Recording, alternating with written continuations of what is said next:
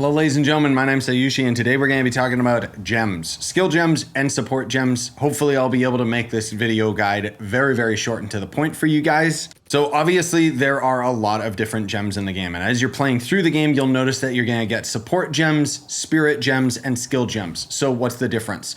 Skill gems are going to end up being your basic skills, and you can technically use any skill in the game so long as you have the stats for it.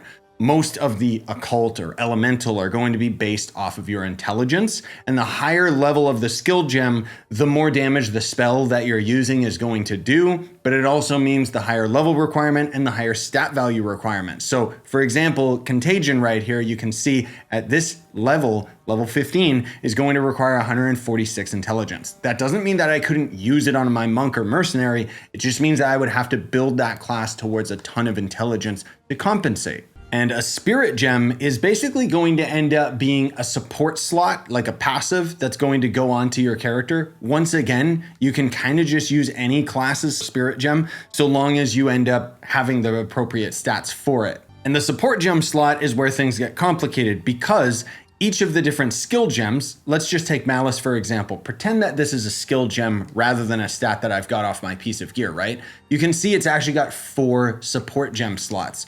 So if I use a support gem 3, I'll have access to pretty much all tiers of support gems 1, 2, and 3.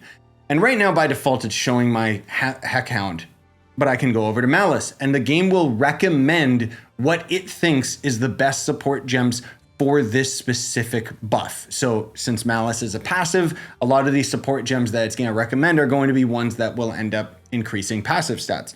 But at any time, you can click a button to show all support gems. And in this case, again, this is just support gems for a passive slot, a passive stat. But if I move over to my doggo, you can see it recommends a couple different attack patterns, attack support gems based on the dog. But if I show all, it's gonna show me everything related to attacking and pretty much shows you everything that can go onto this creature or onto this specific slot. It has insane build variety because of that, but you do have to eventually, at some point, go through all of these and try to figure them out. Usually in most cases, the support 3 are going to be just a higher value stat than support 2 or support 1, in which case you'll usually end up utilizing a whole bunch of support 3 slots on a support slot, but it is of course by no means required. Now, another quick thing that I do want to mention is while you do have a gem tab in the game, it kind of sucks. I mean, most of the paid tabs in this game I hate other than the unique one.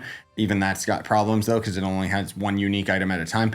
But you'll notice that I have all these support gem slots in the top right here. That's because I'm actually putting my favorite support gems into this corner because I find it to be a lot easier rather than having to go to this tab and search for everything. But if you don't have the gem tab, I mean, the gem tab stores like 500 gems. So that's a lot of storage space versus trying to store 500 gems just randomly in your stash. And that's the basics to the skills, supports, and spirit gems. Hopefully you found this video helpful, and if you did, I would appreciate if you left a like, subscribe for more, because I'm always going to be covering Path of Exile, and have a wonderful day. Something the game also doesn't tell you about a lot of the skill gems, I mean, it kind of does, but usually it's allocated to like a specific skill gem will tell you that you can end up igniting gas, for example. But if you're a caster, you might not know that. So you might notice that if a mercenary throws down some gas grenades and then it slowly starts enveloping the area, you can light that on fire and then it just goes woof, and there goes all of the gas, which can actually ruin some people's builds if you're playing together and you're not synergizing well, because maybe they have their character built towards gas. And another important thing that the game doesn't tell you is that chaos damage is poison damage. Like, there are some poison nodes in the skill tree for sure, but by increasing your chaos, you'll usually get more poison as well.